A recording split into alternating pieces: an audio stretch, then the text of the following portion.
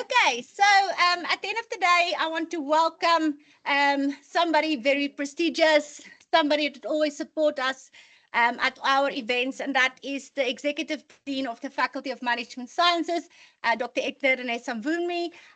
Dr. Edgar and I have been working closely together for the past 7 years. I served under him, as I mentioned to you yesterday, till recently, and still moving forward with additional interesting projects moving forward.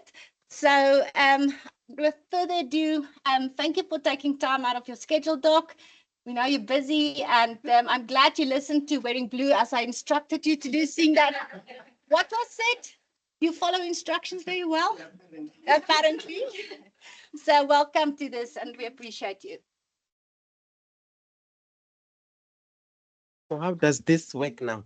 You can stand that side, I think, any side. Can the people online hear when I'm on this one? This one. Okay. Good morning, everyone. As I was praying this morning about my welcome, I said I'm going to meet a lot of people I don't know. And then when I come here, I realize I know more people than people I don't know. Hello. We met last year. Yes, and when I saw outside, I said, okay, I know more people. I see Marius and I see colleagues from Bombela. Thank you very much for honoring our invite. I recall the time when Elisma was bringing the idea of this gathering. It sunk in very well with what we had decided as a faculty in 2023, that we need to find ourselves participating in national, regional, and international events. And therefore, sometimes she's very apologetic. She was saying, no, we are having this event because of the budget. We might only accommodate 50 people. And then later she comes to say, no, there's so much interest, but we have budgeted for 70 people. I said, no, if you can fill the room, we will increase the budget. I don't know how much the budget is now. But the reason for that is that there is a tendency of us as academics to be impressed with what we do and not knowing what is happening out there. And it comes to a head when students go out and you start getting feedback that there are certain things that you are probably not doing right. I must confess that this is the first, I want to use the correct word, first program where there is such a sitting, where you are sitting and comparing notes of what you are offering in the program of marketing. Our faculty has 7 departments plus a business school. Tourism does that, hospitality does that, but I don't think they sit in a seminar like you are sitting today. And I would want to appreciate you as a grouping that this is what will bring marketing forward. The challenge we are facing, I think most of you, when I look around the room, there are people my age. There was a time marketing was very sexy. Every student wanted to do marketing. It's not like that anymore. In our faculty, it has been overtaken by supply chain. It is now the sexy program. Everybody wants to do supply chain, maybe because it has a sexy name. But the question is, what happened in between that students started losing interest in marketing? Pre-marketing, it was tourism, where tourism was the program. Even those students thought when they complete the qualification, you just travel. So we need to ask ourselves those questions. Did we miss the mark somewhere? And gatherings like this are the ones that will help you achieve that. Now we are faced with graduate unemployment. We need to confront that. Your graduates in marketing, how are they doing in terms of employment? And again, if you are sitting honestly and discussing what you are offering and whether it is aligned, I saw there are 5 bullets that we are discussing: international benchmarking, emerging trends, preparing industry-ready graduates. In our university, we talk about future-ready graduates. I hear yesterday, it was a wonderful day. I saw in your program, it says I'm supposed to give a summary of yesterday. I don't know what you talked about yesterday, so I'm going to skip that. But my feedback that I received this morning was that yesterday was a very exciting day where some felt stretched in terms of what others are doing.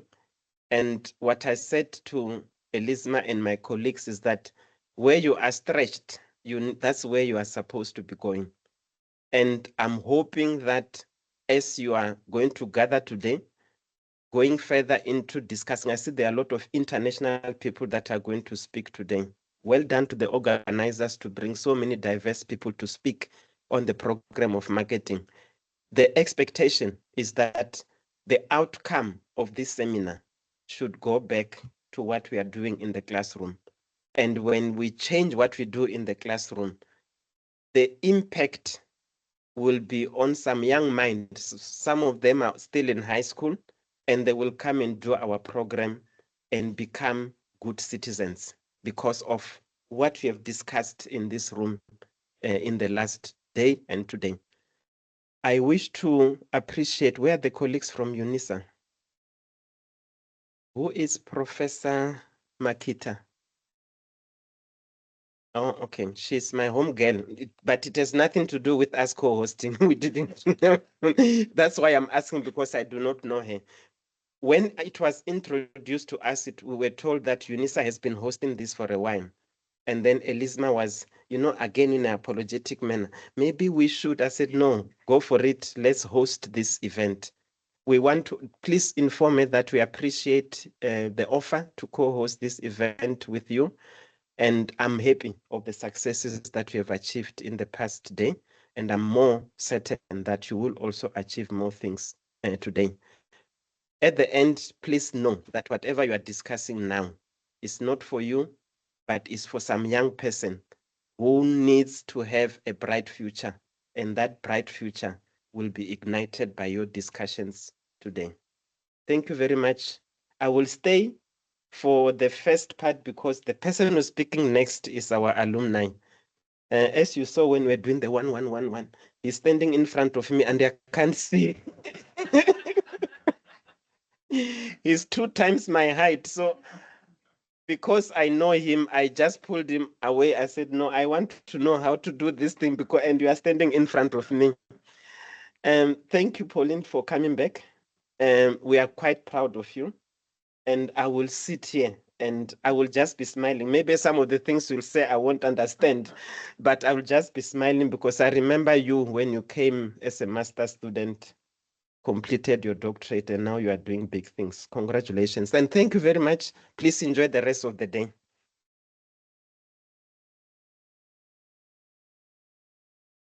Thank you, Doc. And just imagine now, this is Elisma times all of these names, because the personality styles are quite the same, yeah. So I want to introduce or ask Prof. Roo just to introduce Dr. Pauline for us.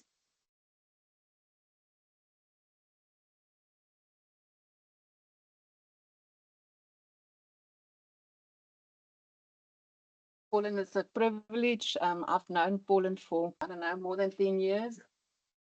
I was his supervisor with his doctorate and was a very interesting journey. We've completed it despite COVID. And Pauline and I have things in common. I was born in Paris, and as you all will, when you hear Pauline's wonderful accent, he speaks beautiful French, and he might speak a bit French to you tonight or today. I'm going to start with the formal part. Dr. Pauline Lendu is a seasoned digital marketing professional with extensive experience in both industry and academia, currently serving as head of digital marketing at Promasidor. He has over 7 years of experience in driving strategic digital initiatives. Additionally, he spent 5 years as marketing lecturer at TUT, sharing his knowledge, expertise, passion, insight with our future marketers, with a doctorate in marketing and a certification from the Digital Marketing Institute. Dr. Chwalak combines advanced marketing strategies with a passion for creative design to lead impactful campaigns and foster brand growth. Okay, let me also make it more personal. When Paulin completed his doctorate, and then you said to me that it was a exciting journey, but he said it's easier to get a doctorate than to get your soulmate. So, Paulin, I hope you're working on that strategy. And then when Paulin graduated, he gave me a very impactful book from Train Your Mind to Think Like a Monk, and I need it, by Jane Shetty. And I've actually read the book and I made some notes, and there was a specific quote that actually made me think of Paulin. It says, happiness means feeling good about yourself, having close relationships, and contributing to the world. Paulin, that's the way I've experienced you. And what makes Paulin far more impressive than his knowledge is his human qualities. Those of you who deal with Paulin, he's creative, extremely patient, he's kind, and he's always willing to share his knowledge and insight, and is contributing to our community as marketers. Thank you, Paulin. Yeah, good morning, everyone. I need to gather my spirits after such introductions. And it's always quite emotional for me to come back here. You'll see, you know, should I just bring it? I just want to share the themes. Oh, okay. So as you're going to see in my presentation, I have a very, I would say, even emotional connection with this institution. It's been a big part of my life. The number of years that I spent here as an undergraduate student, as a postgraduate student, as a lecturer, as a doctorate student. Obviously, you heard it from these people. You can imagine that they've gone from lecturers, colleagues, supervisors to friends, definitely friends. I was lucky enough, you see that once again, to have my parents here for my graduation, to have my uncle here for my master's graduation as well. And they were all very shocked to see how, I was interacting with the people. They could understand that this university meant to me something beyond my studies, something beyond my job. So I come back here as a proud TUT alumni. The notion of empowerment, I believe I'm one of the best examples. So I'm going to take you through my journey as the first part of my presentation. So yeah, it's gonna be a lot of I would say personal story here, obviously very much linked to this institution. And in the second part, I'm privileged to have worked in academia, to still work in academia, and to be very deep in the industry. I'm also privileged to hire quite a lot of people. I have a lot of graduate students and other people that are a bit more mature. So I have a good understanding of the type of gaps that we have, in terms of South African education and the readiness for the workplace.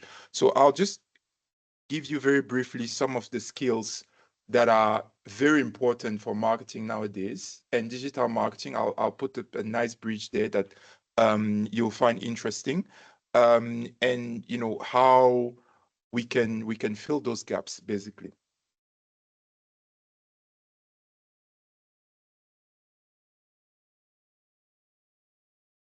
So my journey. I'm a Cameroonian citizen. I have arrived in South Africa in 2010.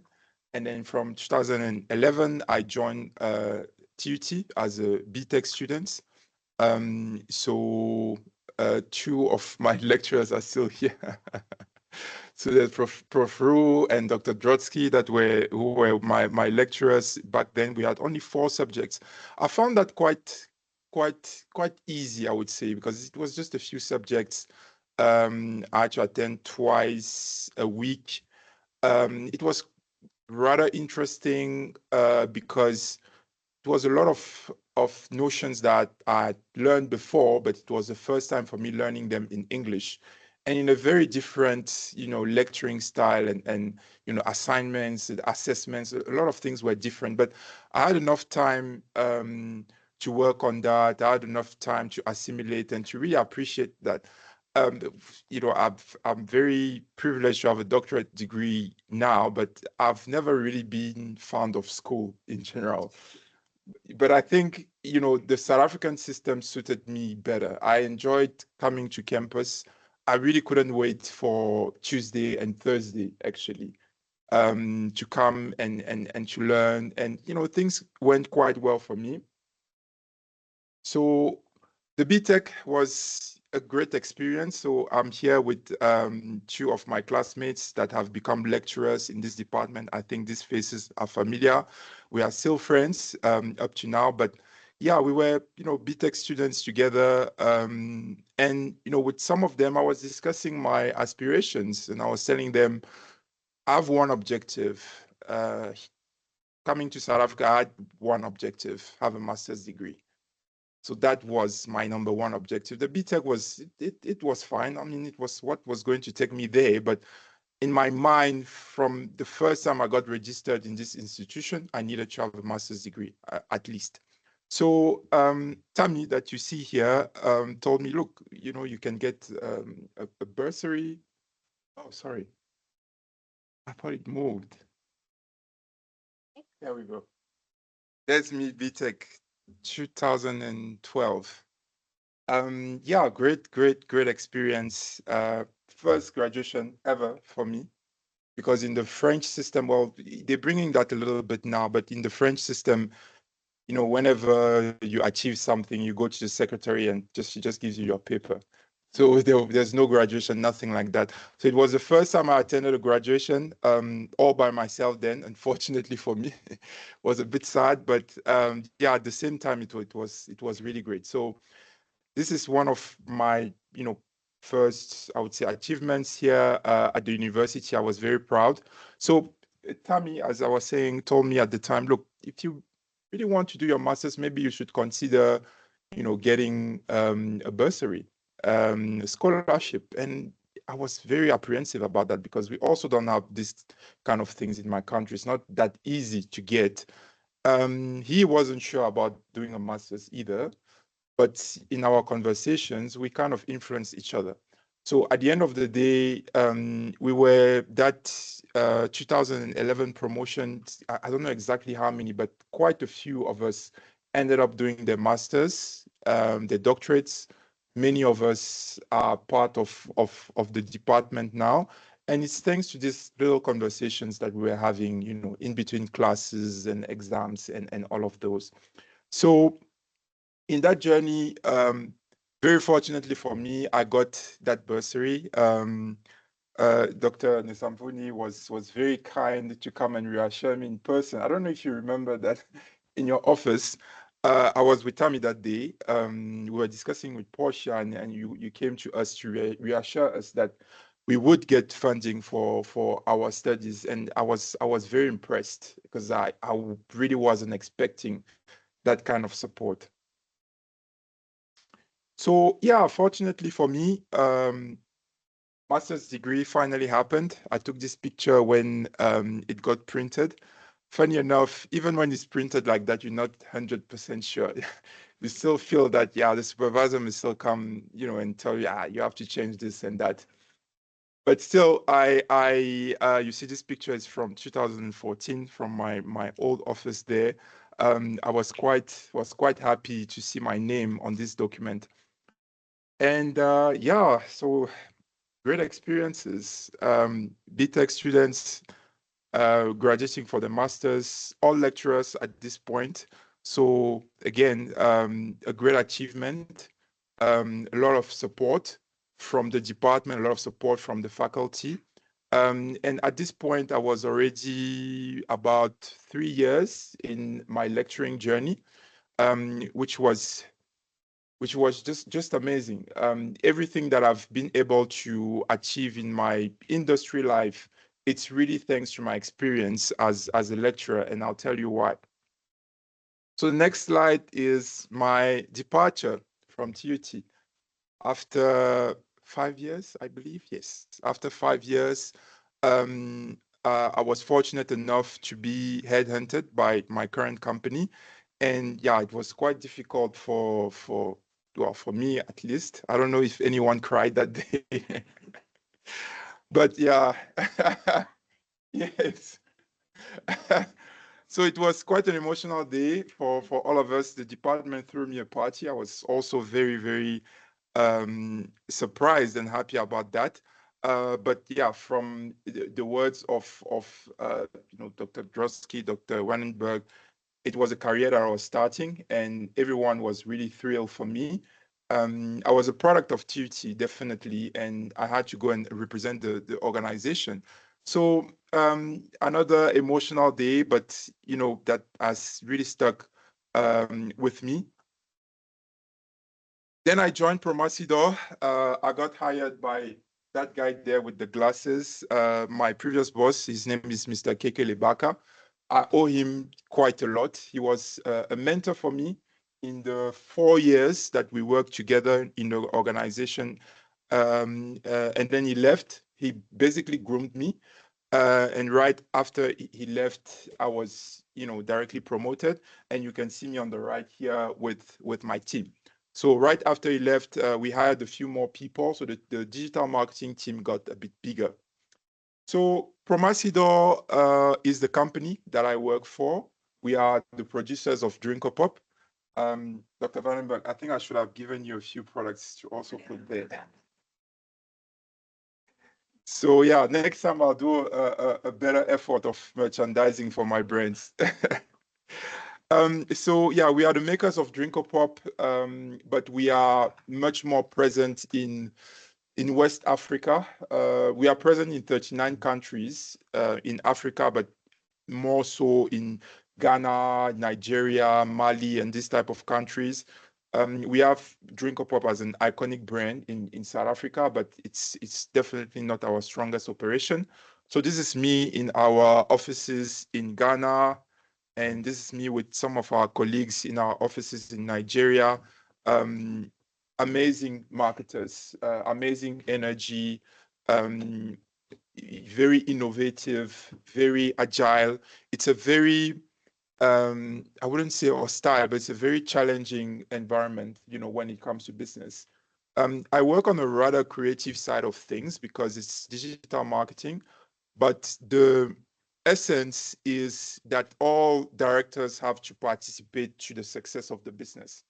So despite working on, Facebook and Instagram and all these nice things, I still need to see, from a business point of view, whether it's, I don't know, inflation or safety issues or anything like that. I still need to make sure that my department can contribute to the success of the business. And as I'm going to touch on the skills that our graduates need, it's one of the aspects that I discovered. I thought I would, just rock up there with my creative ideas and my drawings, and everybody would be happy. But much more is expected from me, even as a digital marketer, and even more so as a marketer. And then one of the most beautiful days of my life, obviously, doctorate degree. And I was blessed. This is not even fortunate. Blessed to have my parents coming here. They attended the first graduation and their mind was blown, like totally blown. So yeah, that is probably the happiest I've ever been in my life, honestly. So yeah, you can understand why some of the colleagues would be speaking to me that emotionally because of the human experience that I've had here. So yeah, this is my journey with TUT. This is 14 years now. 14 years of my life that I've been tied to this university. And I promise you, every year I was progressing. Every year my life was quite different. And I'm very grateful for all the people that have rendered that possible. They are here in this room. allowing me to be a part-time lecturer all these years, being patient with me in that aspect of things, being my supervisors and co-supervisors. So they are here, they've contributed to that. So thank you very much.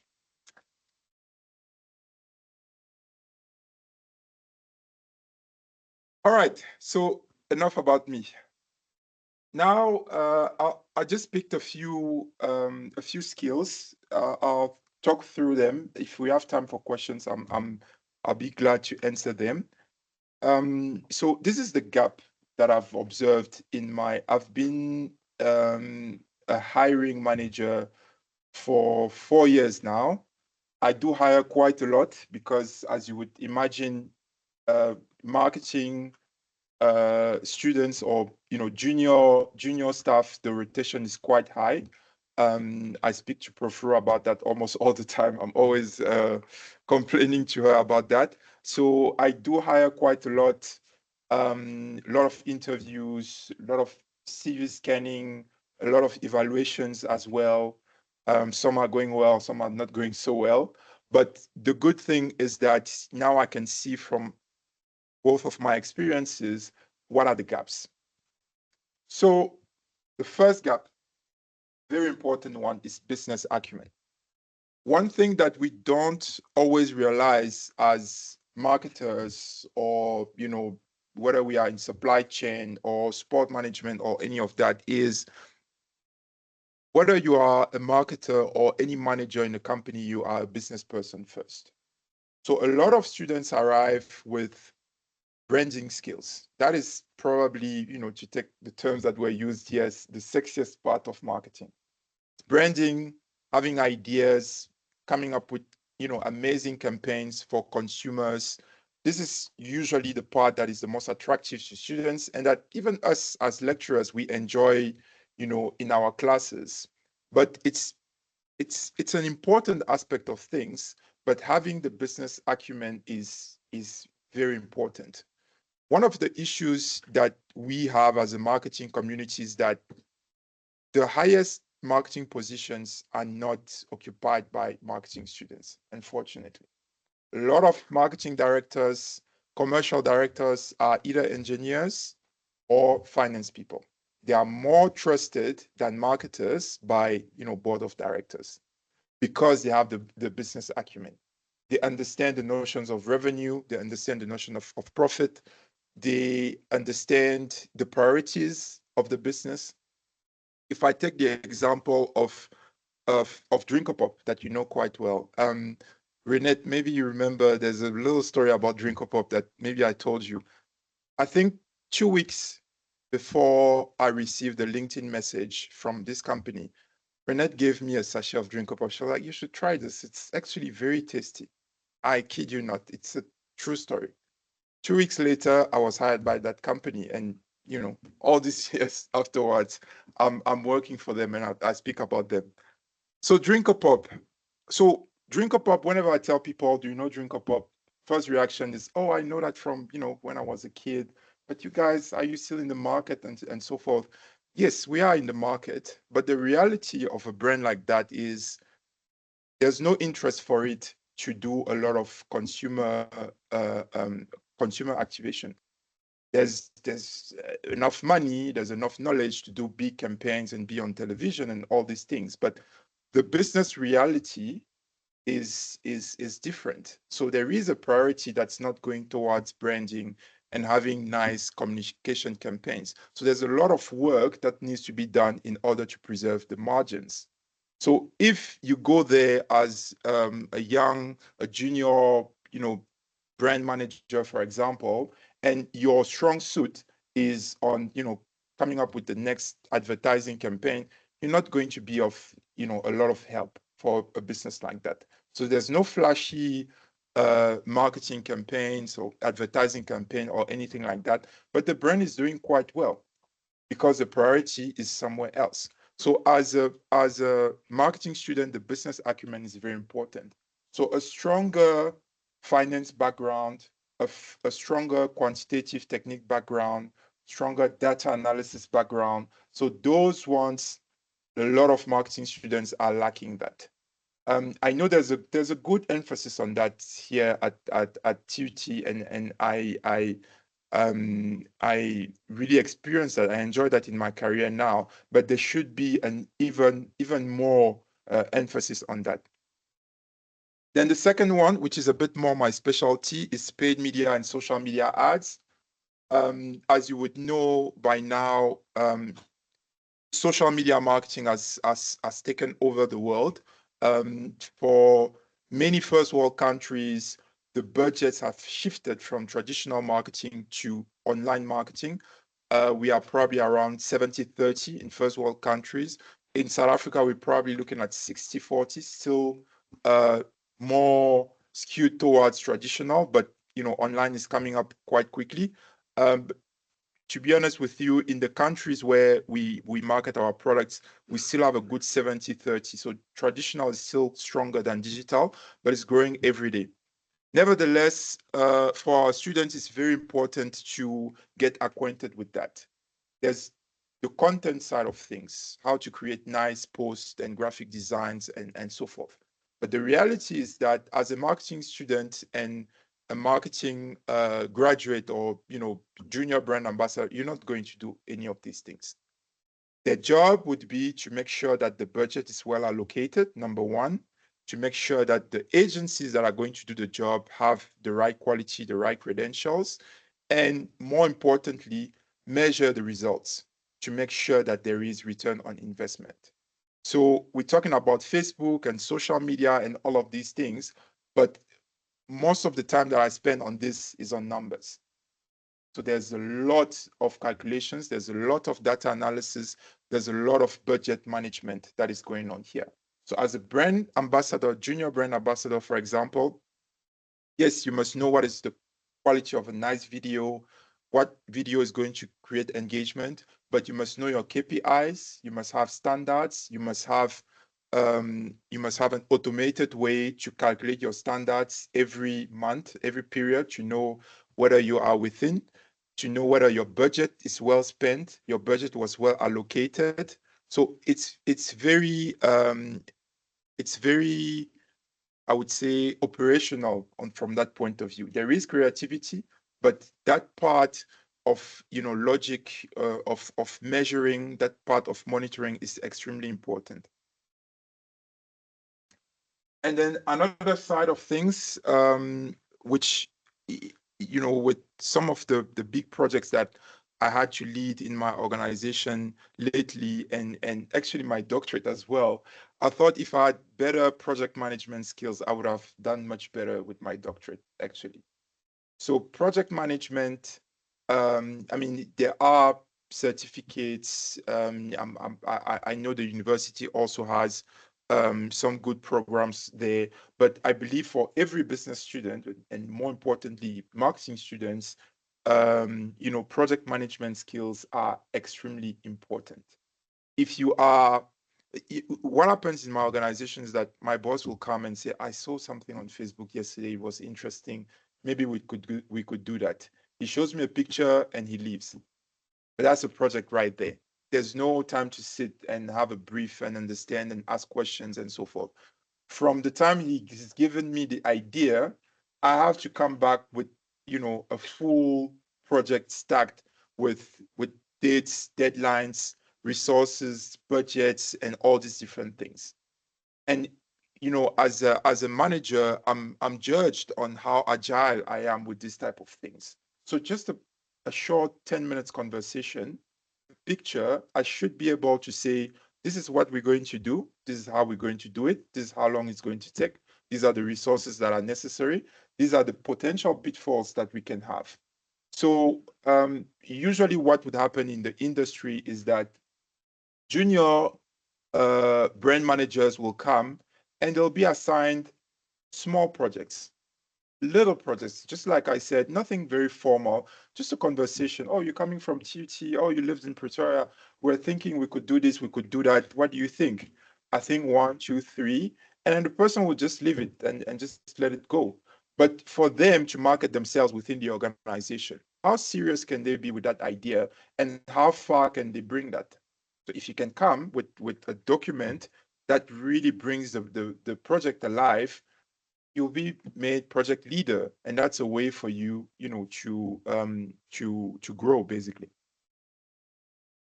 Then another one is what I call the tech stack and AI. I believe, TUT and the other organizations here will do well to integrate that. I think it's something that is not exactly done, I think, as it should. But my advice is really to go that route. So a tech stack is basically the different softwares that a manager will use in order to do their job. Now, what is happening in first world countries, and it's coming very quickly in South Africa, is you'll see job adverts that say marketing director, right? And when you look at the job specs and the duties, you'll see that it's very skewed towards digital marketing, which means that in Canada and the US, they don't even talk about digital marketing managers anymore, because they assume as a marketing manager, you also take care of digital marketing and you also have digital marketing skills. So you can't be a digital marketing practitioner if you don't have your Canva, if you don't have your Shopify, if you don't have your Meltwater. So if you don't have this type of softwares already, Salesforce, this type of softwares that are used in the industry, if you don't know about them, you don't have them in your CV, you don't have the certifications, you don't stand a chance. So it would be very good for a TUT and our universities to already integrate them in the curriculum. So when I graduate from my, advanced diploma or my master's, from my organizations, I should have already had a certification from Salesforce, a certification from Canva, a certification from, Meta Blueprints, for example. Those ones are non-negotiable. Like in these countries, they have filters for CVs. If you don't have that on your CV, you're not even going to make it to HR. So the tech stacks and also the different AI tools that we have now, they have to be integrated. So having a certification should be mandatory for you to graduate, actually. And then finally, that would be my last slide, e-commerce and online sales. So the latest trend, I would say, is kind of a merging between social media marketing, so whatever you'll be doing on your Facebook pages, but also the potential to sell directly from your page. So as a marketer, obviously in 2024, there's no way you can communicate without using social media. And very soon, there'll be no way you'll be able to sell anything without social media. So traditional retail obviously will still have its place, that's for sure, but the convenience and the habits of buying things online is also going to take over. And that will be one of the skills that that our graduates will require. So you saw here, I distinguished e-commerce and online sales. These are two different things. So e-commerce is everything that you can do with Shopify, you can do with TikTok shops, Meta shops. All of these platforms have a feature that allows you to sell directly. You have WhatsApp business and so forth. So anyone basically could do that, right? Any company could do that. Online sales is a bit different. One important job that is opening to our marketing students is to be an online sales rep. So a lot of these, tech companies, they need people that can sell, right? That can have, interpersonal skills or, telemarketing skills and all of those. So it's very important for them to be knowledgeable about the tech industry, to merge that with their marketing and their selling skills in order to stand a chance in that industry. So yeah, these are the skills that I wanted to share with you, and that is all for me.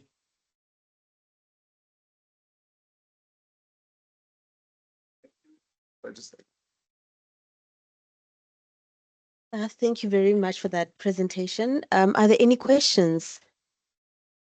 Okay, there's a couple of questions. I see one from Prof. Maria. Please come. And then also our online audience, I will go through any questions or comments that you have in the Testing. chat box. Thank you. Thank you. I just have a question on thank you. That was very informative.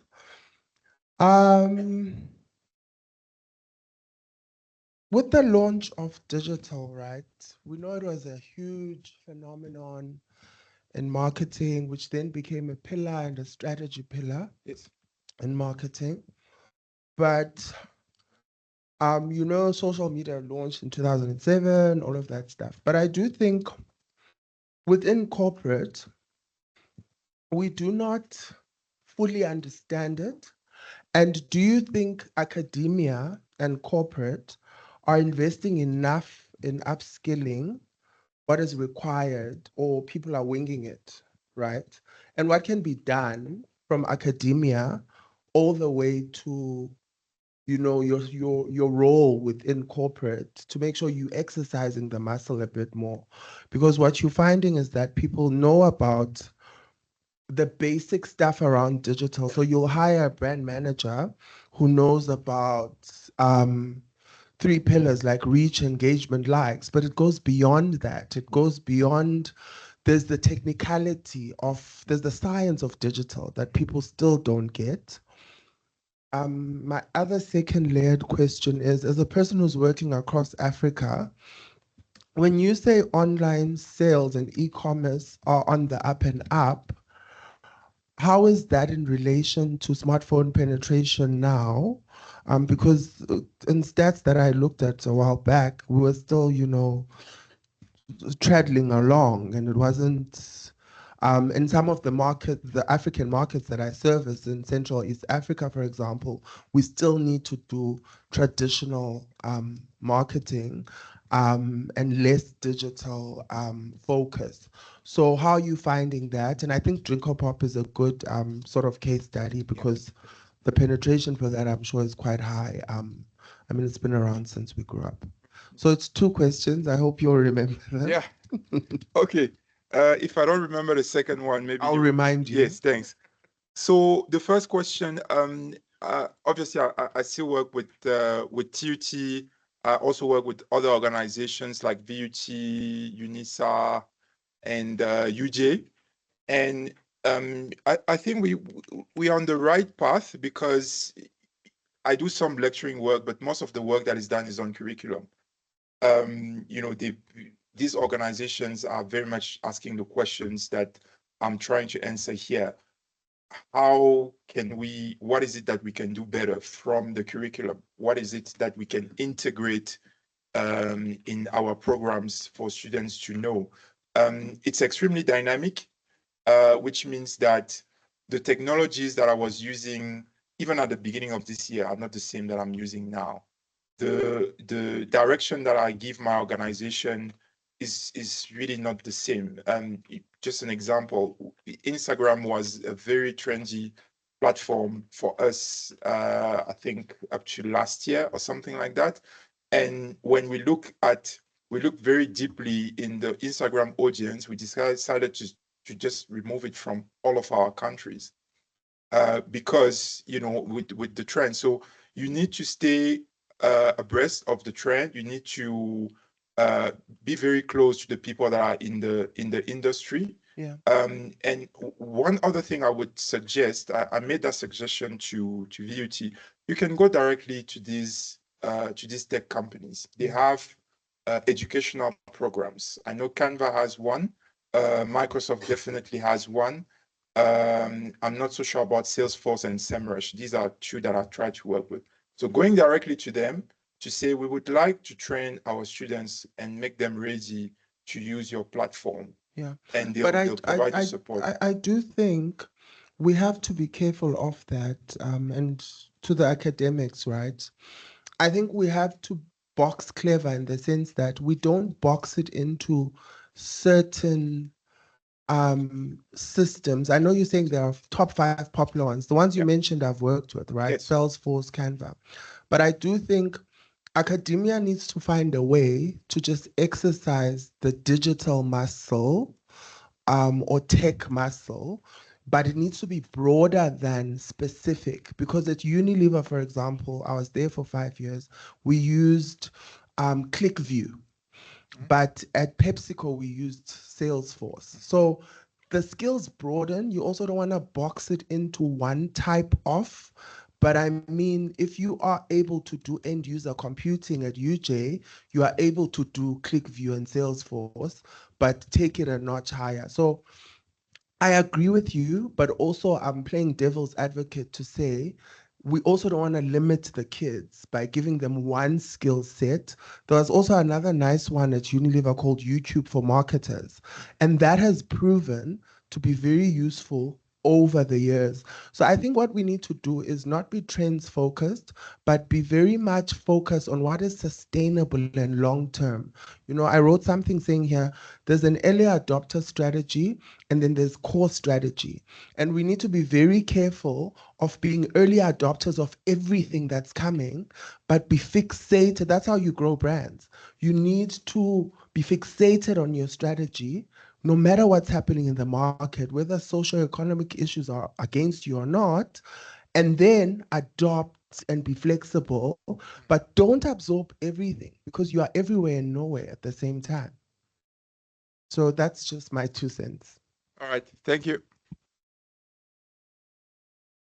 There's no online question. I'll hand over to Prof. Mare. Thank you.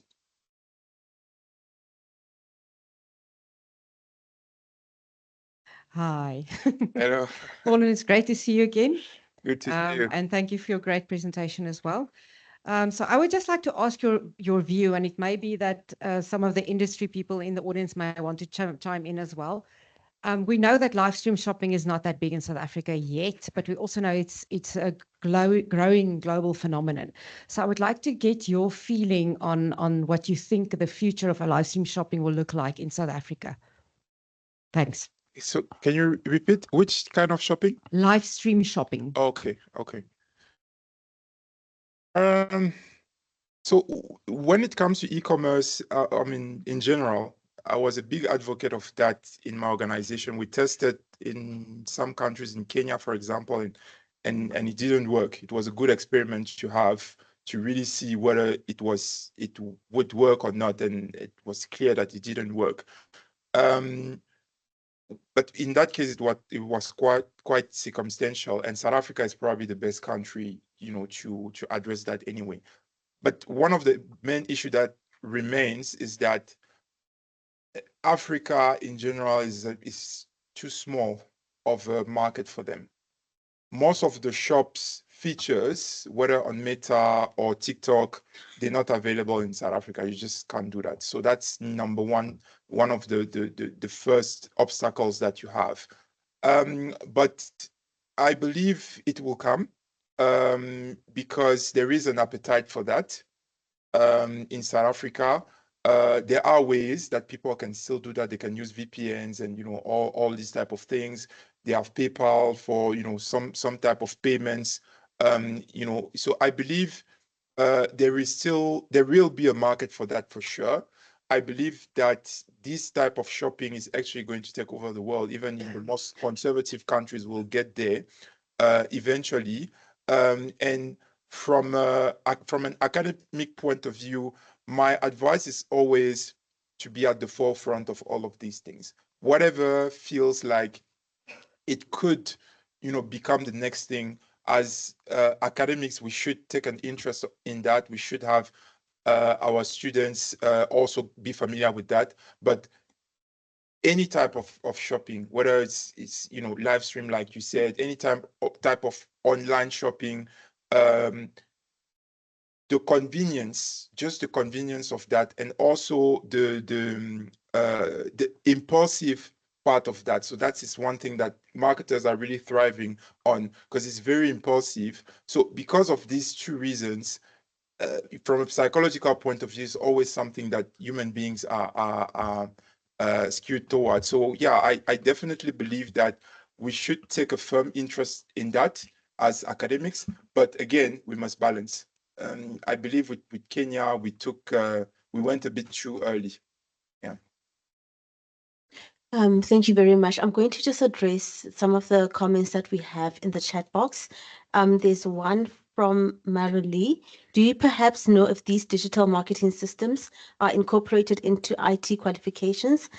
Because they recently realized that new requirements for social media marketers have an IT degree with our marketing modules. So it's very interesting. And then another comment is that what would you say we should do or focus on to ensure increased demand for marketing programs? Okay, on the IT side of things, it's even more formal. You just can't get some IT jobs if you don't have, the Cisco certifications and this stuff. It's just impossible. And I feel it's the routes that we also have to take, from a business side and the marketing side. So, and also from a digital marketing point of view, in digital marketing positions, once again, it's not a lot of marketing graduates that are in these positions. You have a lot of IT people that deal directly, with IT positions. So, to answer that question, I think we should, use that benchmark. The certifications are very important. Very simply, the filters that some companies use is we're looking for a social media manager, for example. So part of the filter will be if there's no Canva written in that CV, we don't even consider it. So they're looking for very specific softwares because, in my organization, we have a tech stack.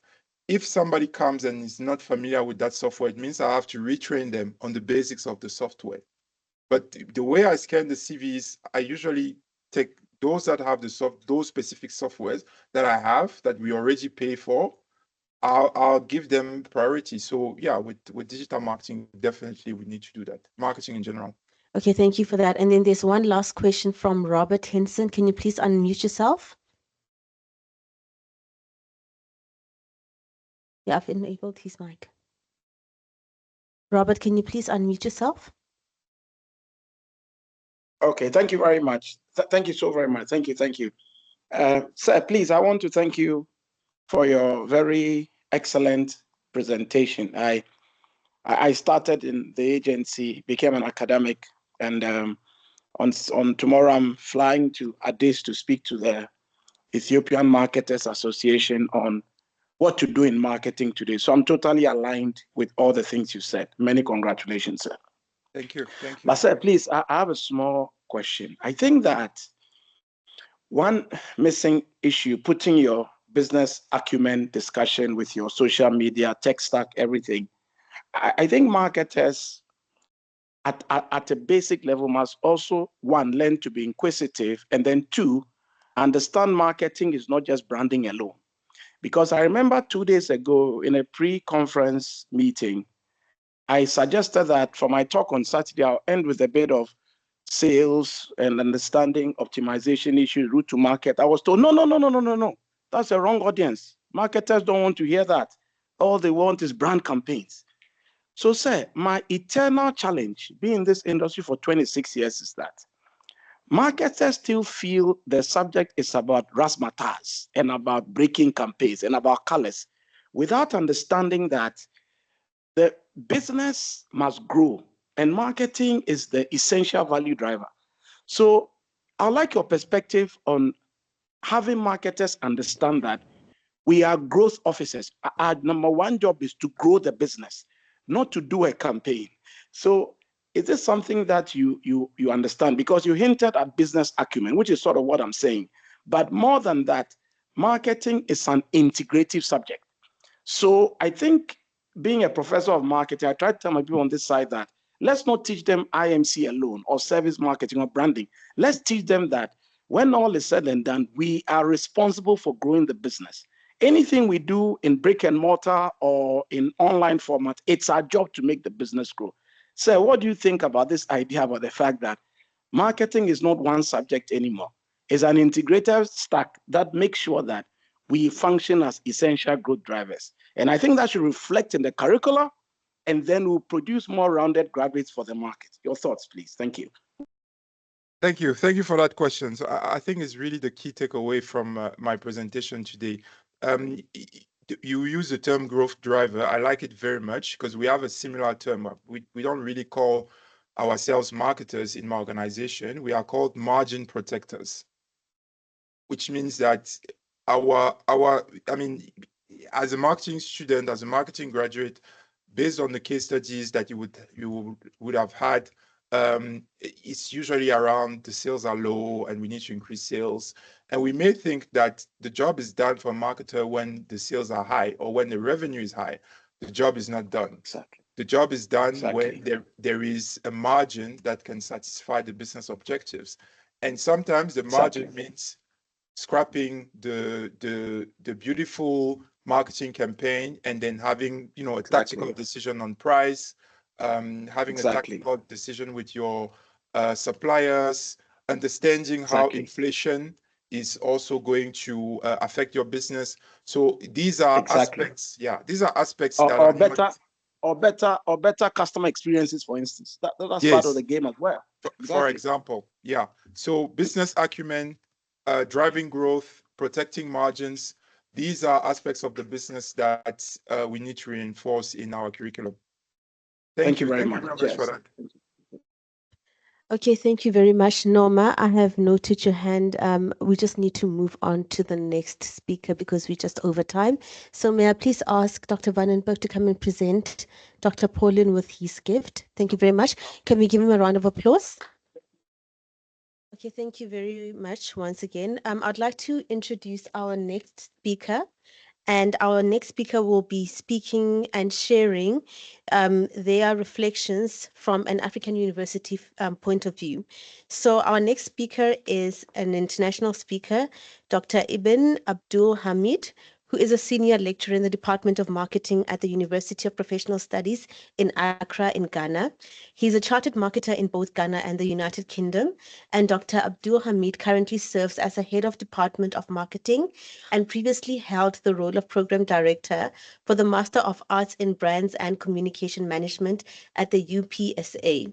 His research interests include corporate social responsibility, sustainability marketing, strategic marketing, and market orientation. He has published in academic journals and contributed to several book chapters as an editor and an author. Can we please welcome Dr. Abdul Hamid, who will be presenting online. Thank you. Thank you so much. And it's a total blessing to be with everybody. I'm traveling, so my internet is not very stable. So I would give a feedback.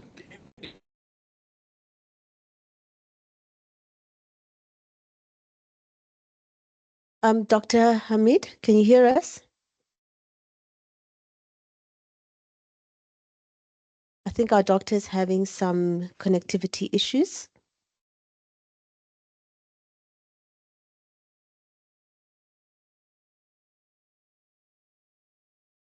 If he comes back, fine. If he doesn't, I'll present on his behalf. I'm from Ghana as well. Thank you. Okay, thank you very much, Prof. Robert. Please just note that all the online presenters have 15 minutes to present, so we are going to be very strict with time today. Prof. Robert, I think maybe you can take over for time purposes. If he comes back, then we'll just integrate him into the presentation. Okay, all right. Thank you very much. And it's an absolute pleasure to be here. Thank you to Prof. Makita and all the organizers of this excellent event. So, like I spoke to it earlier, I'm an ad agency boy. I started work in advertising about 26 years ago, worked on 50, 60 brands before I joined the university. Last February was 21 years in the university, and I have a degree in marketing as well, a master's degree. I'm a chartered marketer. I have a doctorate in marketing, a second doctorate in international business. Professor Dr. Ibn was my PhD student several years ago, and I supervise his MPhil as well. So that's why I feel as if he's struggling, I can just step in. Okay, so marketing is growing. And there was a time when we could teach marketing in silos. So when I was doing my undergraduate degree in the mid-90s, we had a course called advertising. Then later that course metamorphosed into integrated. Apologies, I think I have a serious challenge with it. Okay, so Dr. Kelan, you can continue. Are you back now? Yes, Prof. Prof, I'm back, All but right. the internet Okay. is a little bit terrible. So I was thinking that since there are two different presenters, if one of them could come up whilst I resettle to come into the next person's space. No, I can present, Dr. Kelan. Come in whenever you're ready. No problem at all. All right. So yes, so I was speaking about the evolution of the subject. The very first PhD in marketing in Ghana happened when I was HOD about 14 years ago. And the very first graduate is a guy called Professor Mahmoud, who was a co-supervisor on Dr. Kelan's thesis as well. So what's happening in Ghana today? We typically don't have a lot of diploma in marketing degrees in regular universities. Some of the polytechnics have that. But in a regular university like UPSC, where Dr. Kelan is, the University of Ghana Business School, KNUST, you typically will have a BSc marketing degree. You would have an MBA in marketing. And then recently, we have PhDs in marketing. In the last 6-7 years, though, there's been a new trend towards the one-year master's degrees. So you can have an MA in marketing strategy from the University of Ghana Business School. You have the MA in brands communication from UPSC, where my son, Dr. Kelan, is. And then I saw a brand new MA just 3 days ago in marketing strategy and innovation from the Accra Technical University. I have also just introduced in my university, the Ghana Communication Technology University, a new MA in e-business strategy and marketing. And then we are running alongside that a new MSc in digital marketing, and then a brand new MPhil in digital marketing as well. What am I trying to say? As marketing education has evolved from just having single subject domains like advertising to all-encompassing options like integrated marketing communications, the move toward digital has also evolved. So now there are a lot more universities introducing standalone MSc digital marketing, MA digital marketing, and like we have an MPhil in digital marketing. In fact, in my university, we are so adventurous, we are trying to introduce a PhD in digital marketing. I can't wait to see how that will go. So the digital push is massive. I see that not only in Ghana, because I work across several African universities.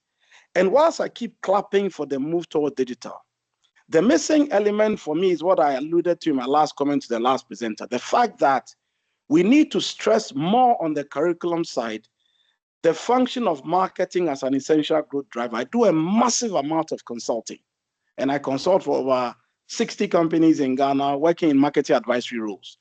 Marketers are struggling because whilst it's not fair to think of a marketing person as a salesperson, the CEO still wants to see more commercial value from marketing students.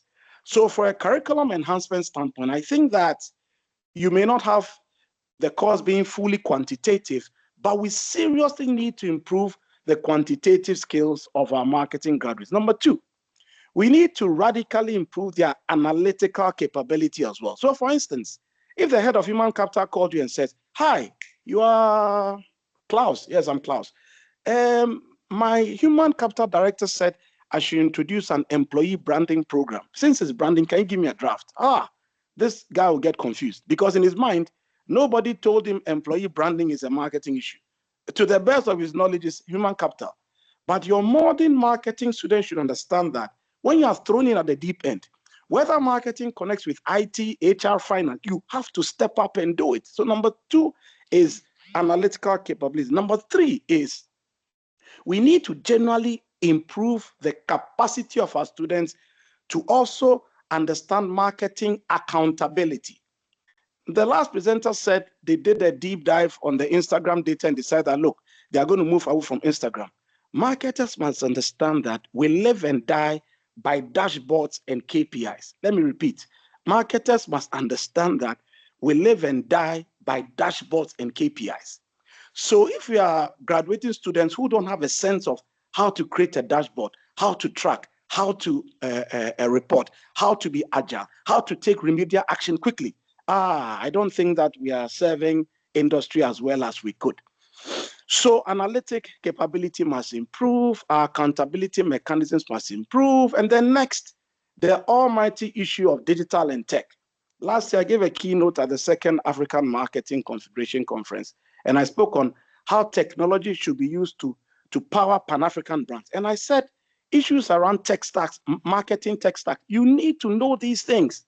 Yesterday, I was in a meeting and my registrar said he's going to give a talk somewhere on the role of administrators and something. So he's come to see me next week to discuss. As we sat in the finance committee meeting in the university, I just took my phone, went to the relevant AI tools, and in 2 minutes, I sent him 2 draft speeches. The guy nearly collapsed. He goes, Professor, you said, I say, I sent it. He was surprised.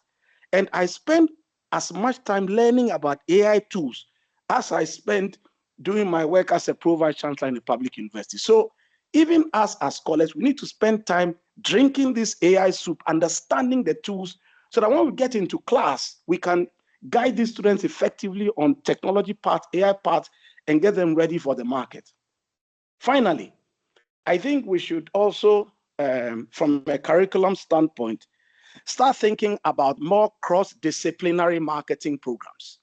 So the days of marketing alone, I think those days are kind of old school, because nowadays you can, not nowadays, in the UK, for instance, for the longest time, you can do a BS in marketing and French. You can do a BS in marketing and IT.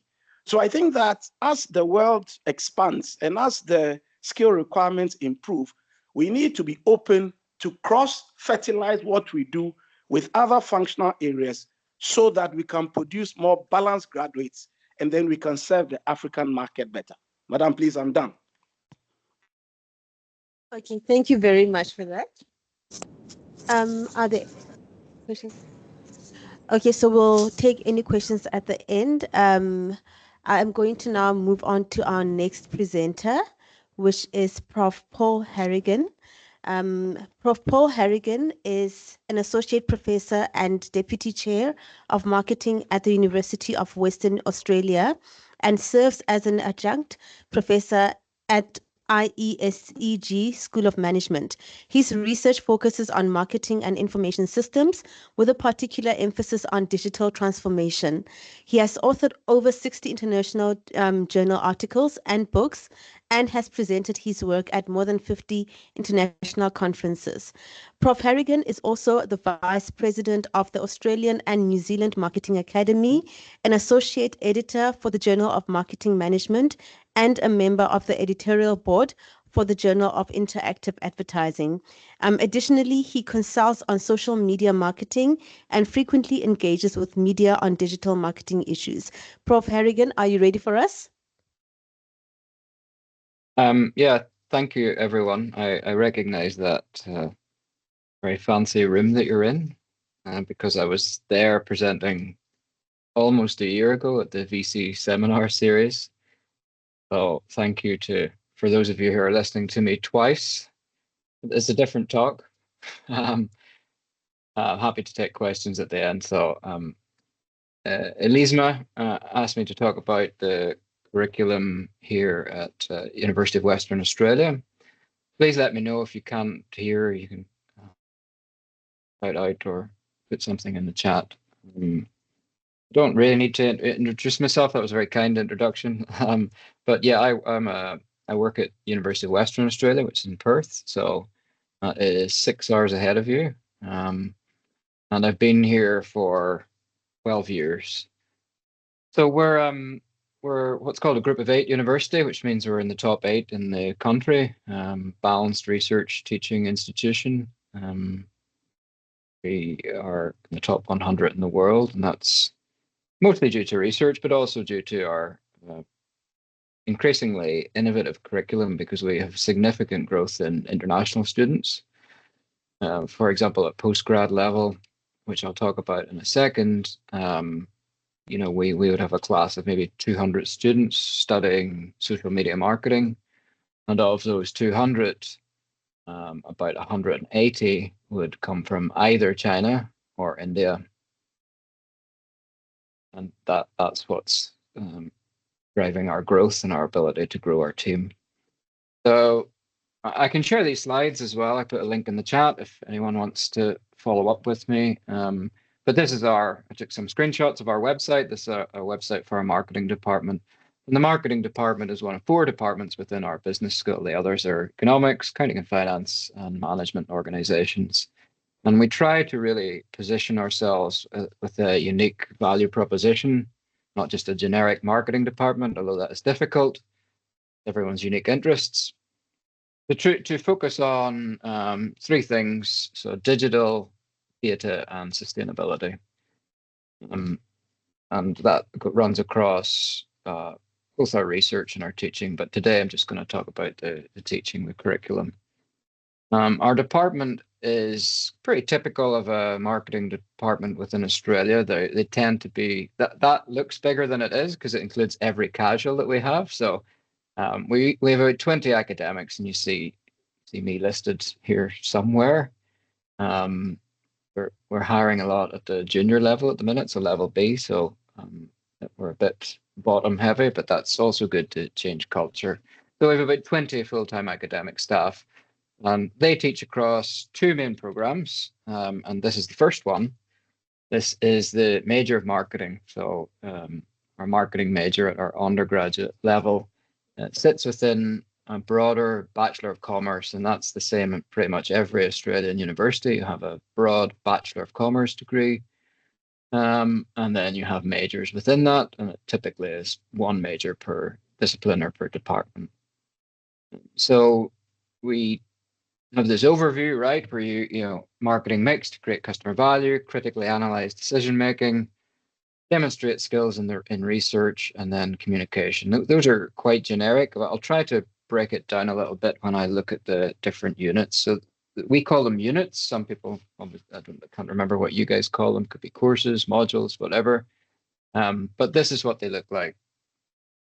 And it's a pretty typical structure. This is undergraduate, and while I said our postgraduate was very much international, our undergraduate is very much domestic, and people do not travel in Australia to go to university. So these are pretty much all Perth-based students straight out of high school.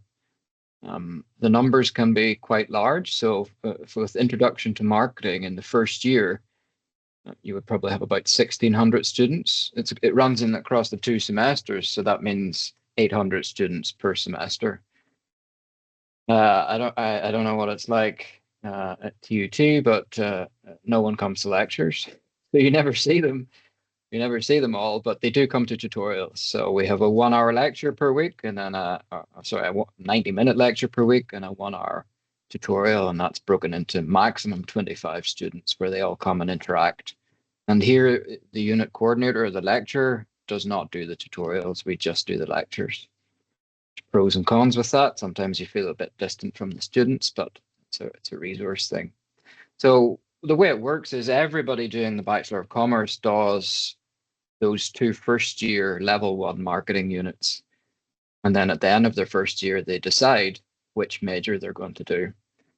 And they will also do 2 management units, 2 economics units, 2 accounting and finance units. And that's why they can decide. You can do 2 majors. So you could do Bachelor of Commerce with management and marketing, but I'm just going to focus on the marketing one. So those are very broad, very big units, core to anyone.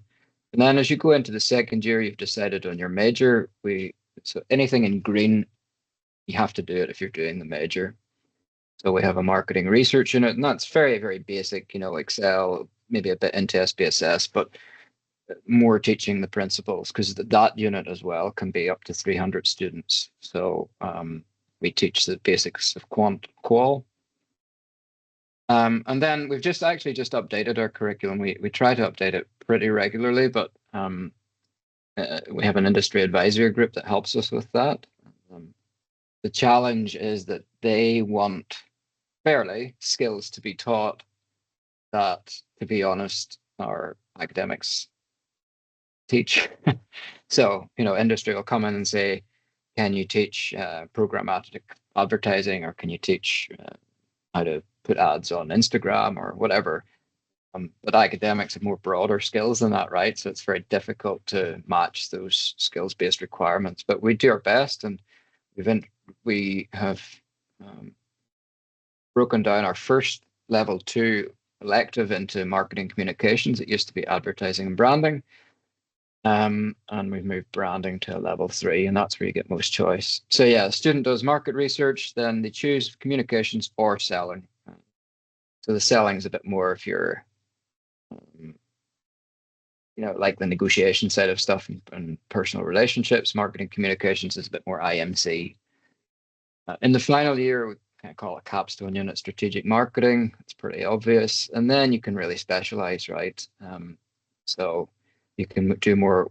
Our department also has a bit of a focus on, entrepreneurship, creativity, innovation. So you see that with this other 3.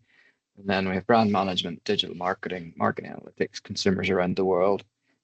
There's pros and cons of being quite generic like this versus being more specific, which we could discuss, but that is basically our curriculum, and it's as much as we can resource. So in our marketing major, we have about 300 per year. It is pretty even with the other majors in the business school, so we are doing pretty well. And our graduates are mostly satisfied, although we do struggle a little bit, to be honest, with employability. And I guess that's sometimes the case with more traditional universities, which ours is, right? So traditional research-focused universities sometimes are a bit more inflexible to offering internships and moving more quickly with industry needs, right? And I'll just be honest about that. I know that TUT is not like that. You're very practical, which is good. At the postgrad level, our main flagship program in marketing is the Master of Marketing. So it's a specific named degree, and this is something that we're thinking of doing more in. It's a specific named degree because at the undergraduate on their degree certificate will say Bachelor of Commerce, right? And in small print, Major of Marketing.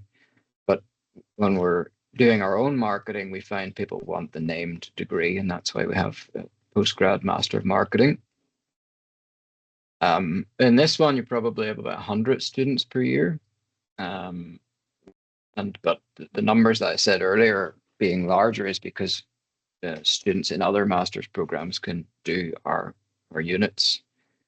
And this is what it looks like. And the main point to make here, and it's maybe an uniquely Australian situation, is that undergraduate students who do a Bachelor of Commerce really do not progress to master's level. So our master's program is very much focused at international market and for people who have not studied commerce or marketing, definitely in Australia. But if they have done elsewhere, it probably is more relevant for them. But we also bring in people that have never done marketing before. And that's why some of these units are a bit broader. So core is green, blue is elective, so you have some choice. Some of these you'll see are in line with the themes like the digital analytics sustainability that go with our department. So we have our unit there in ethics sustainability, buyer behavior and decision making, consumer behavior, analysis and planning, global marketing strategy, the research, the IMC. And then you see these here. And we really, a lot of those units, while different in name, are a slightly more advanced version of the undergraduate curriculum. And that creates real efficiencies for us because given that the students are not progressing, you can have the same staff member teach a slightly dumbed down version of their unit at undergraduate and teach a more advanced one at postgraduate to a different kind of market. So I personally teach social media marketing and big data marketing and search engine marketing, really trying to, those used to be in one unit, just digital marketing. So what I'm really trying to do there is satisfy industry needs where digital is really like digital to me, I'm a bit biased, but is everything.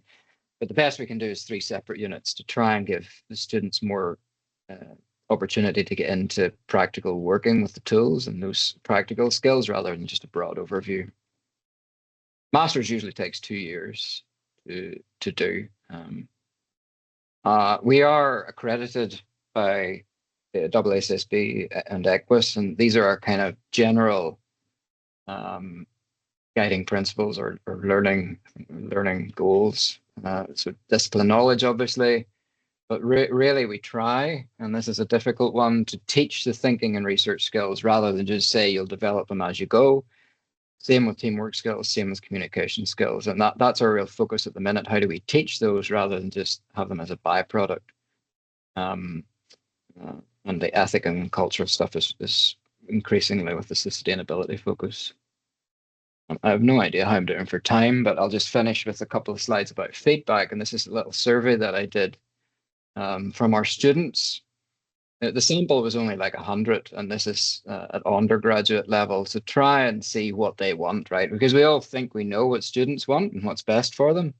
But I think what I'm trying to do, I'm deputy head of department, and so with the industry group and meet the students a lot and survey them, trying to be in some way flexible to their needs. So you see the top one, employability, and I just told you that we're not great on that. So that, for example, is why I split digital into 3 to try and give them more practical skills.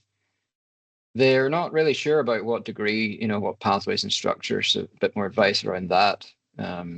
Industry connections, internships is there. As I said, I can share those slides. And importantly, and this is a big thing, when I moved to Australia, they love rubrics. They really, really want clear guidance on what they have to do in these units, which is sometimes frustrating because you do want to leave room for creativity, right? Because a detailed rubric, then every answer is the same, but they really do like that clear guidance. And I suppose that's more important for international students. It's a completely new system to them. Interestingly, they value the tutors slightly more than the lecturers, and our tutors are usually our PhD students or industry partners. So we need to do some work there.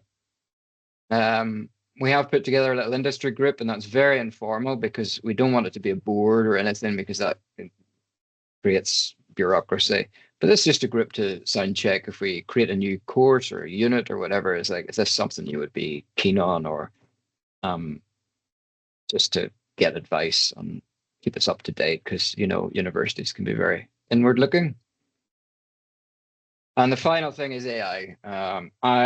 You may think, because I said my area is digital, that I would be an expert on this, but you burn out very quickly if you're a supposed expert in digital for 12 years, because imagine what digital meant 12 years ago. So to try and keep up with it is really exhausting. But basically, our policy is quite conservative in that it's AI equals plagiarism equals academic misconduct. So yeah, you can use it for ideas, but if it's used in an assessment to create the work, unless that assessment specifically states that you can use AI, that's a big problem for you. And I think we're a little bit behind with our staff, with our faculty, of training them how you can actually build the use of AI into letting students come up with ideas for teamwork, for brainstorming, whatever. So I think it's not just a guide for students that we need, it's a guide for staff. Yeah, I'll share that. I just wanted to show you kind of how we allocate our units and the size of them. So you can see some of it. Maybe it's surprising, maybe it's not. 789 students. That increases by like 22% in the last few weeks before semester. So it's really hard to plan resources. And for example, that unit has 32 tutorials running every week, so it's pretty significant to manage. This is exactly what I'm looking at right now. Our semester 2 has just started, and you will see we also bring in some sessional staff from industry because we can't cover our student growth with our current faculty. So we are actually hiring 2 positions. Not that I want to poach anyone, but you can find them online if you connect with me on LinkedIn. But yeah, there's growth, and things are looking positive after a bit of a bad time with COVID, etc. But everyone had that. Hopefully that wasn't too rushed, and I'm happy to take any questions. Thank you. Thank you very much, Prof, for that informative presentation. We will take questions and answers during the general discussion segment just after our next presenter. Thank you very much. I would like to introduce our next presenter, which is Prof. Tudo Edu, who is a full professor in marketing with 19 years of academic experience and over 2 decades of practical experience. Prof. Tudo specializes in marketing strategies, consumer behavior, marketing research, market segmentation, and market segment and positioning. He holds a bachelor's degree in commerce, a master's degree in marketing and business communications, as well as a PhD in marketing. Prof. Edu's research portfolio includes more than 15 papers published in the Clarivate and Indexes journals, as well as involvement in over 15 national and international research projects. His fields of interest and research include marketing strategies, consumer behavior, marketing research, market segmentation, and market positioning. Prof, are you ready for us? Thank you. Good morning. Can you hear me? Oh, excellent. Excellent. Thank you. Thank you very much. Thank you very much for first of all for inviting me. I will try to make my presentations in my presentation within 10 minutes. I have a presentation that I would like to share. One moment. Okay, good. So Romanian American University, we are a Romanian university located in Bucharest. We are a not-for-profit entity. We have been, okay, so we are a private not-for-profit entity. We've been activating on the Romanian educational system for 33 years already. We have 7 schools. We are I may say a medium-sized university with about 3,000 students, okay, considering the realities in Romania. We have 7 schools. We are in social sciences, by the way. So these 7 schools are, 5 of them are in business. These 5 schools are international business, finance and accounting, computer science for business management, marketing, tourism, and hospitality management. And the other 2 schools are the faculty or the School of Law, and the 7th one would be physical education, sport, and physiotherapy. Just as a thought, we are considered to be quite international. In Romania, about 15% of our student body is of foreign nationality. On campus, we have about 40 nationalities from all over, but mainly from Asia and Africa. Sorry, Prof. Yes. Sorry, Prof. The slides are not moving. Oh. Yeah. But can you see them? We can Are see they them, moving but they're now? not moving. Oh, okay. Hold on. Sorry, it's surprising. Hold on. Let me stop sharing and try to share again. Okay, thank you. Okay, a moment. Can you see them now? Yes, we can see them. Okay, are they moving now? Please just try and move on to, yes, they are moving. Thank you very much. Good. Then I will be using this type of view just to be sure that I can actually change the slides manually. So coming back, as I said, roughly about 15% of foreign national students. As I said, we are quite international. We have in our core strategy, we have guidelines pertaining to the international exposure. We want to build as many dual degrees as possible currently, but I will be coming back to this. But anyway, currently we have double degrees with universities from the US and United Kingdom. I do believe that we are one of the most international universities in Romania. Just jumping, we have 11 English fully taught programs. Of course, we have Romanian and English fully taught programs, but within those ones that we already have in place, 11 English fully taught programs, out of which 3 are undergraduate or bachelor programs, and 8 are master programs, master's programs. So we have 3 bachelor programs, 1 in international business, 1 in computer science for economics, and the third one is in marketing. Actually, we are going to start this one on October 1st. This one is a double degree with University of York. I will be coming back to this one a bit in a few slides later, because this one has some particular aspects that, in my opinion, are worth exposing. 8 master programs. 1 in tourism and aviation, business management in tourism and aviation, computer science for business, international business and entrepreneurship, international economic relations and economic diplomacy, international economic relations and European Union studies. This one is again a double degree with University of York.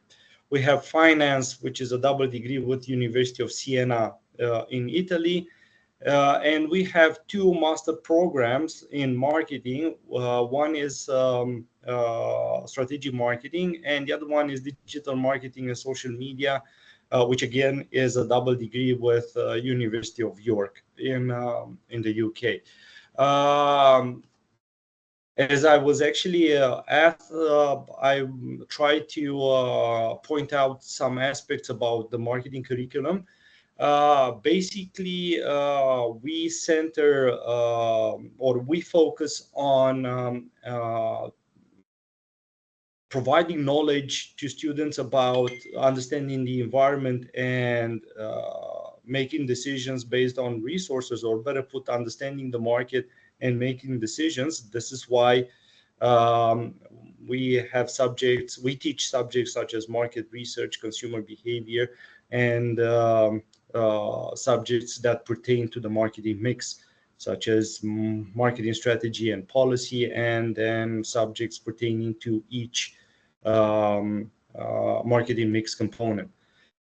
We also have varieties on marketing, but business to business marketing, or marketing for non-profit organizations, or services marketing, and so on and so forth. Now, if we speak of, let's say, I know aspects that would be not necessarily unique, but a particular, of course, I'm considering the Romanian market. For example, at master's level, and especially in the strategic marketing program, for example, we differentiate based on decision level. We differentiate between strategic marketing and tactical marketing, and we have subjects that actually cover planning at strategic level and planning at tactical level. As I was saying earlier, regarding the double degree with University of York, I do believe that the novelty, at least for the Romanian market, is that we pull in resources, meaning both universities are actually teaching in Romania the same classes. So, for example, you have a subject, I don't know, let's say basics or fundamentals. That particular subject is taught by two academics, one from York and one from Romania, from our university.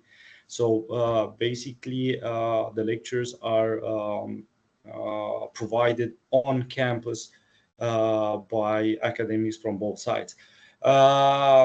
Just continuing on Paul's idea earlier, if in Australia they have lecturing and tutoring, in Romania we have courses and seminars. So courses are the lecturing, seminars are the tutorials.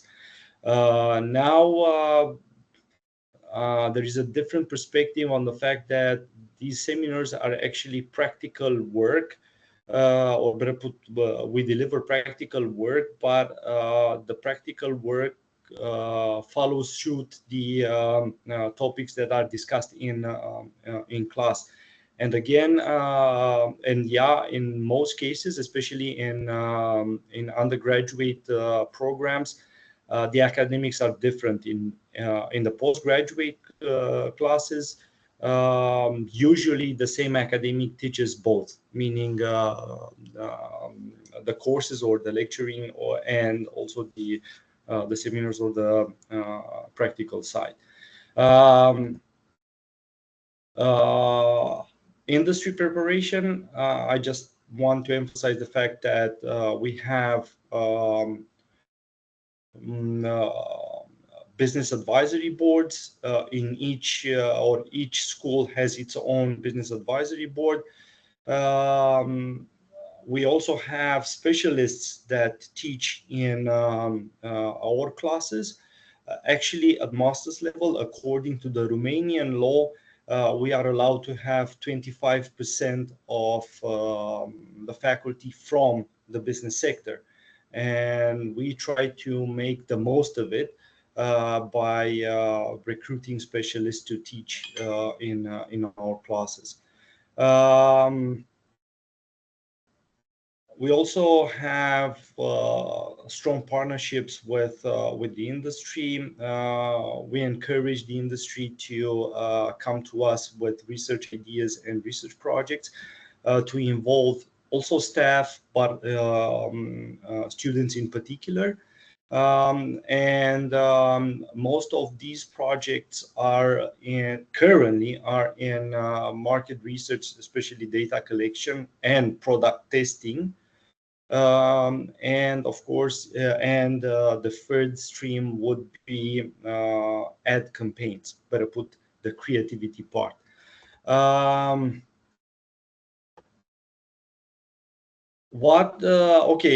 types of support that we have from the industry, for example, we have competitions that are co-organized or supported by industry. For example, we had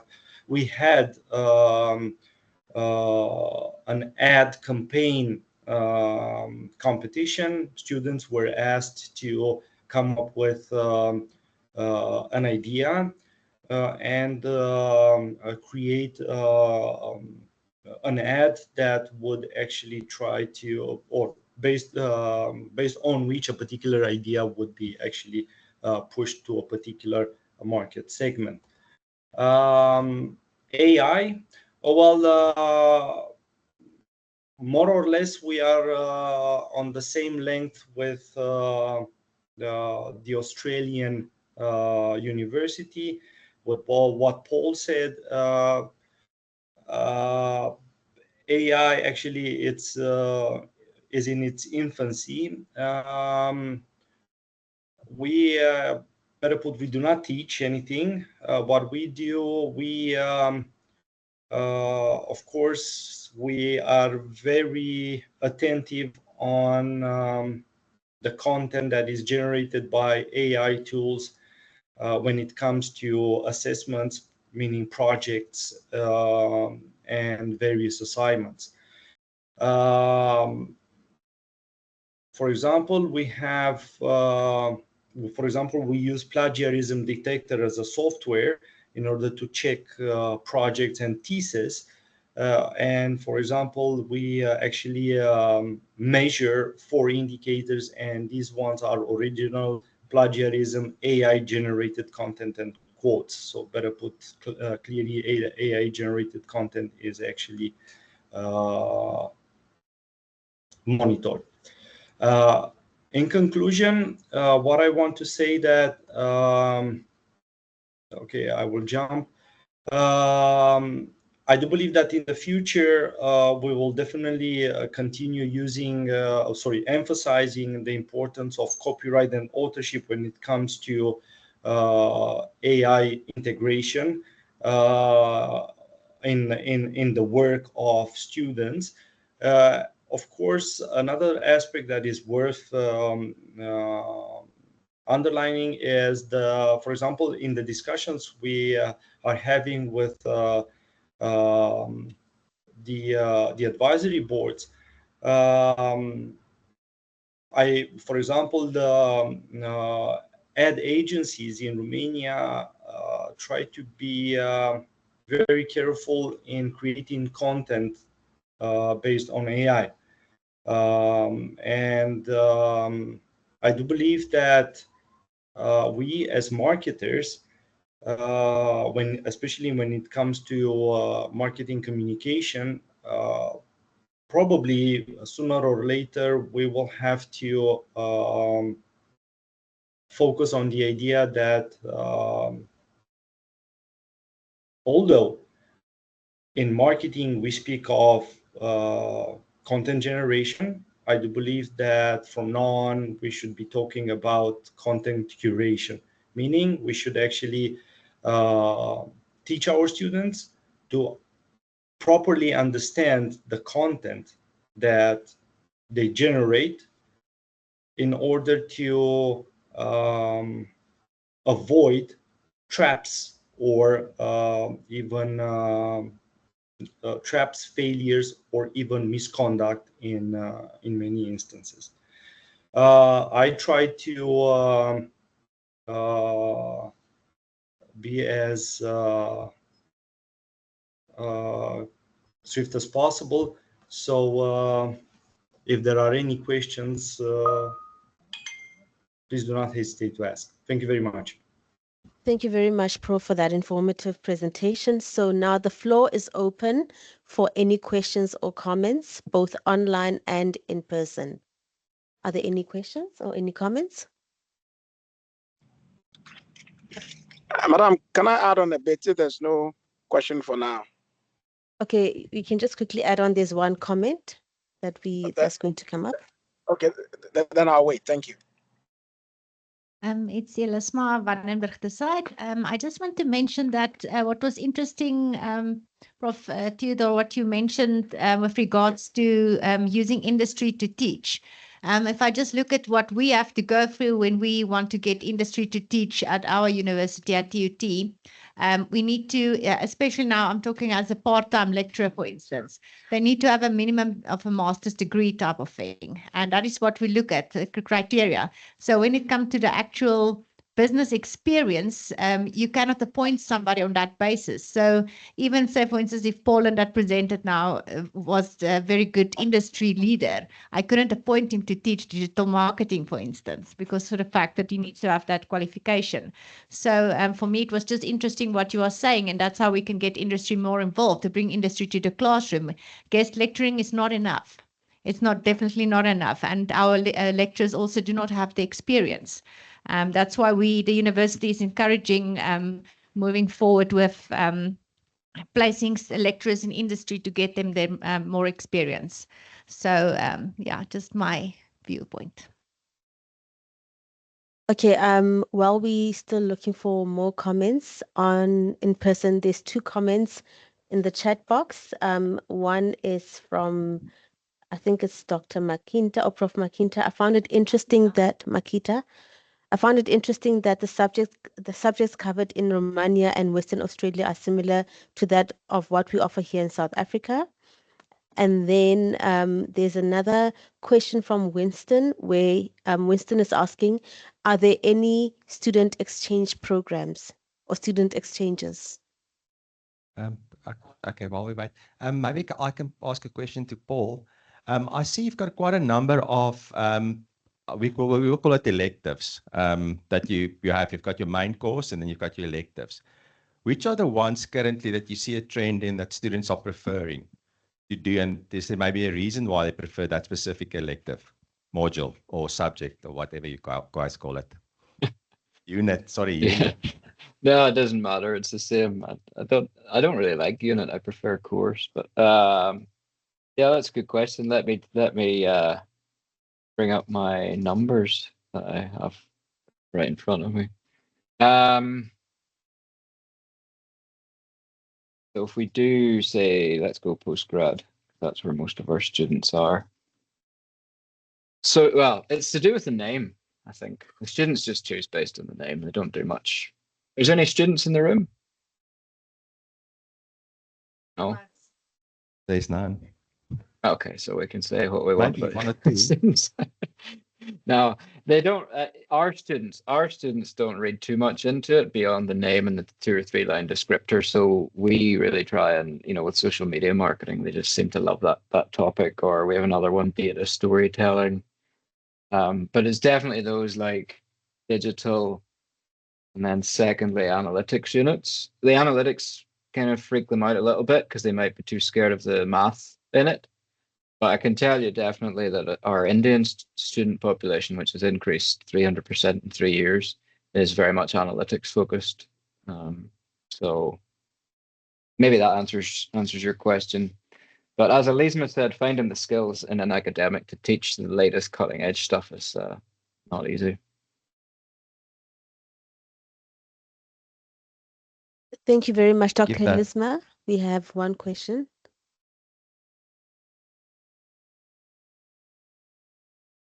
Maybe just to follow up, Paul, with those analytics, right? You just said that the students sort of need maths, right, to do it. So I think my question is, one, what type of maths would they need coming onto the qualification? And then are there any subjects that you sort of put as part of the qualification before they go into the analytics? Because I saw you had a marketing analytics, you had a data storytelling, and you also had big marketing data or something like that I found very interesting. I think that's the same concern for us. We want to expose our students to that, but yeah, they're scared of the maths. So I'm just thinking as at a core level, do you provide things like business statistics or business maths or any sort of bridging type of programs to just set them up for success? That would just be very interesting to me. Thanks. Yeah, that's a very good question. I've actually just opened up, for example, our data storytelling unit, and there are no prerequisites for the data storytelling unit. And for the big data and marketing unit, the prerequisite is marketing management, which doesn't teach any math skills or statistics. Maybe not maths, more statistics is what I'm talking about. So that's the first question, is that the prerequisites are not there. And the reason for that is we found those. I mean, the pros in favor of prerequisites are that students end up in the unit with exactly the right skills, but the cons are that it really limits student choice and it gets very complicated because we have multiple entry pathways and things like that. So we do have optional courses. We kind of call them broadening courses that students can take in statistics. With the big data, I'll not take up too much more time, but with the big data and marketing unit, I taught that one last year, and I taught a very high level, as in this is what descriptive analytics is, this is prescriptive analytics, this is predictive analytics, and the definitions and some examples. And then I used my tutors to teach them, Python and R. I couldn't teach them because I didn't know enough about it. But now the person that's taken it over from me has made it a lot more advanced. Teaching those tools in the lectures. It's really a tools-based course now, and what we're waiting to see is how that goes down with the cohort, because you do have a part of the cohort that is happy with the more principle stuff, and then part of it that wants the real skills. And how do you satisfy both? If there's 200 in the class and it's split 100 each, which it probably is, about with those interests and those skills, it's really hard to satisfy everyone. So what you then do is you dial it back and satisfy no one. But maybe that, I hope that answers some of your question. Thank you. You have I've got two last comments that I'm going to just address. One is from Winston, where Winston is saying, because we operate in a global ecosystem, are your programs face-to-face alone or a blend with tech platforms? That's the first comment or question. And then the second one is from Dr. Hamid, where he's saying one thing he'd like to add is that lecturers must write more case blended practitioner texts to benefit both the students and practitioners with little less fixation on point and publishing in South Africa. And that is on behalf of Prof. Henson. And then the very last one is that good day. May you please share the presentations discussed? Okay, that will be done. Thank you. So can we just address that one question about whether the programs are both are online, blended, or they are contact? Thank you.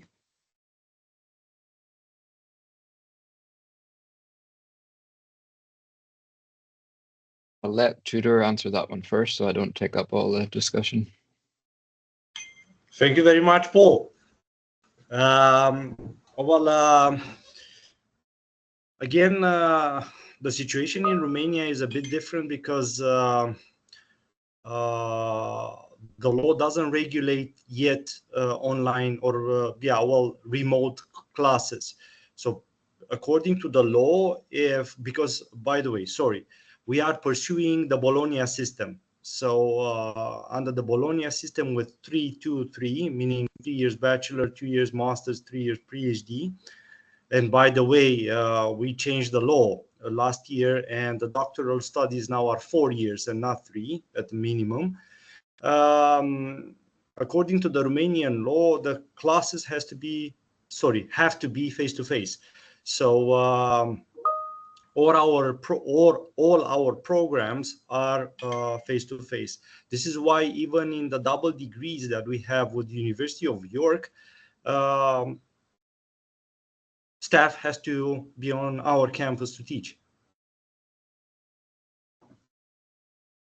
Okay, thank you very much. And then Dr. Vandenberg, before I address Dr. Hamid's last concluding remarks, which you'd like to make.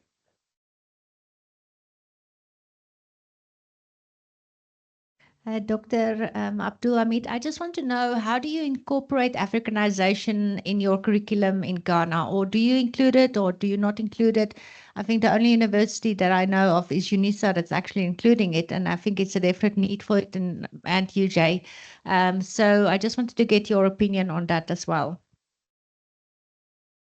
Dr. Abdul Hamid, I've enabled your mic. Okay, thank you so much. And I had the last question, and it's all about putting in Africanization into our curriculum. Is that correct? Yes. Yeah, so indeed, we have found a way of looking at marketing in society, and specifically, we look at some of the concerns in Ghana and some other African contexts. So yes, we do that. And 2 courses are provided for students at the level 200 or year 2 and year 3 level. So yes, we are doing that in Ghana. I wanted to provide concluding comments on the fact that marketing should remain an art and a science.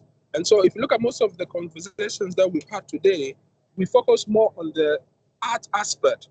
I was so excited that my father, Prof. Henson, talked about the science. And I think one professor also asked, what are some of the courses that can make the analytical part? So yes, quantitative skills, mathematics, and analytics remain crucial. And most of our marketing products must be able to really play with these quantitatives. They should be able to model, they should be able to predict, and also for the argument that marketing remains an investment rather than an expenditure, they should also be able to tell if this particular spend is put in marketing, this is what is expected. So I think that this is a very good conversation. I have personally learned a lot from yesterday, and I want to thank the organizers, and we hope to continue this conversation to improve on our discipline marketing. And thank you all for the opportunity. Thank you very much, Doctor. Can we please give a round of applause to our presenters? And with that being said, we will break for coffee. From now, it's 11:08, and then we will come back at 11:30 on the dot. Thank you very much and enjoy the coffee break. Thank you. Thank you. Sure. You guys are welcome to stay as well. We'll join the session after 11:30. Get me a coffee.